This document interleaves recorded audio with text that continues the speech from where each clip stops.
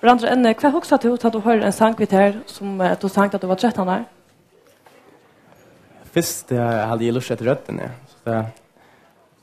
Hon är helt nervös och också på en det Jesus inte det först jag kan føles helt löje och det är ofta när det är lunch i mitten att jag hör så gamla inspelningarna men man lust att helt örn tänka och jag minns hur det följt oss att inte läge ganska waiting in the moonlight men så tar jag lust att nu så jag det är inte Lukas som är helt att jag är ta så nu lust man ganska mer rätt att gå så bass från jag är att lägga ster producera eller hur så trummorna är James Leo är så Och en fortsätt för att vara en tonlager, poptonlager kanske. Till det vi har näkt fram, vi är allmänna personer, vi är kända. Hur ser du det vi tog passionen av tonlager?